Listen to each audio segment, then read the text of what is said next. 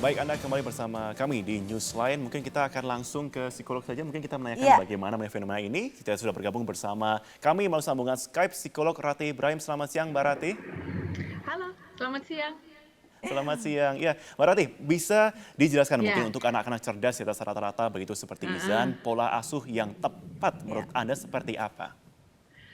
gini, kita tuh mesti paham dulu yang dimaksud sama kecerdasan tuh apa ya. Sebetulnya Mm-mm. kecerdasan itu memiliki aspek yang sangat-sangat luas dan sangat-sangat bervariasi. Seringkali kita terpaku hanya pada sedikit sekali aspek. Kita menganggap anak cerdas itu adalah pokoknya pertimbangan-pertimbangan yang umumnya dilihat bagaimana anaknya pintar ngomong, anaknya jago mengerjakan apa. Bahkan seringkali kita juga lupa bahwa di setiap milestone umurnya ada tingkatan kecerdasan tertentu yang secara spesifik merupakan gambaran tentang kecerdasan anak. Anak-anak yang sangat pintar mungkin ya, karena daya menalar imajinasinya sangat tinggi, waktu kecil dia bisa juga jadi sangat aktif dan nggak bisa diem. Nah, Ya, Mm-mm. bagaimana caranya orang tua mesti menerapkan pola asuh yang pas buat anaknya adalah memperlakukan anak sebagaimana anak yang ada sesuai dengan umurnya dan sama dengan bagaimana kita melihat orang tua lain memperlakukan anak-anaknya yang lain pada umumnya. Jadi betul-betul ngikutin aja yang paling benar. Bahkan ketika baik. di Iksan ini ya, kan pinter banget nih, bisa keterima di ITB. Selamat ya Mas ya, selamat juga Ibu. Ya, selamat. Terima Itu kasih. perlakuannya, perlakuan dari orang tua kepada dia adalah yang mengikuti umurnya. Umur 14 tahun ya tentu kita sebagai orang tua melakukan pengasuhan yang pas lah buat anak umur 14 tahun usia remaja ya.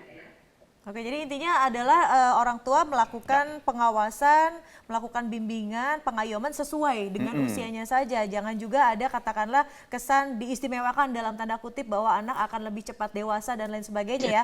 Tapi Mbak Rati, ini kan Izan masih berusia 14 tahun. Mm-mm. Umumnya itu usia 17 tahun Iya, baru masuk ke perguruan tinggi. Ya. Nah, apakah ini dengan gap usia ini iya. akan beradaptasi dengan lingkungan cukup mudah atau justru menjadi kelebihan tersendiri untuk Izan? Gini, anak bisa cerdas secara kognitif dalam arti ya. Ini contohnya Iksan nih bisa masuk ITB di mana Ya, anak-anak yang usianya jauh lebih tua dari dia berusaha untuk masuk dan ya. nggak bisa. Ini kan menunjukkan bahwa dia lebih advance, lebih jago untuk hal ini adalah untuk kemampuan dia secara akademik, matematika ya. Tapi bagaimana dengan perkembangan yang lain? Tentu dia tetap sesuai dengan usianya anak umur 14 tahun karena Ah, usia Mm-mm. 14 tahun itu perkembangan emosinya perkembangan emosi anak 14 tahun. Meskipun nanti dia bergaul dengan kakak-kakak yang usianya lebih tua dari dia di kelas yang sama, dia tetap kematangan sosialnya adalah kematangan sosial anak 14 tahun.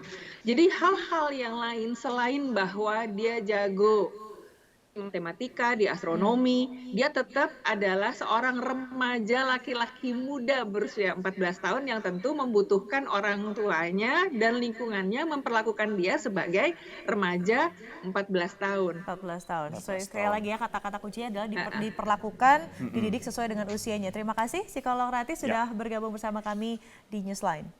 Oke, kita lanjutkan lagi perbincangannya. Bu Yanti, tantangan apa yang selama ini dihadapi tentunya untuk bisa membimbing Ihsan sampai dengan di titik ini? Yang paling terasa itu adalah dengan anak yang seperti Izan ini adalah dia punya satu macam ego, Mm-mm. satu keyakinan diri itu yang kuat. Sehingga kalau orang bilang sih mungkin denial ya, Oke. melawan. Jadi dia Mm-mm. melawan dalam arti tanda kutip dia memiliki kehendak yang kuat gitu akan satu keinginan. Jadi kalau dia bilang A gitu kan. Jadi ini adalah kompromi antara saya dengan dia dan itu sering sekali jadi konflik. Saya kurang paham, saya kurang memahami dia gitu. Dan kita selalu memaksakan pandangan kita. Sedangkan kehendak dia tuh sudah kuat gitu. Seperti contohnya apa sih Bu misalnya? Misalnya gini, dia kan senang sekali belajar sesuatu yang menantang atau dia berpendapat tentang suatu teori. Walaupun dia masih kecil, dia bisa yakin gitu bahwa teori itu adalah menurut dia benar. Atau dia mengerjakan dengan cara dia sendiri. Saya punya cara sendiri.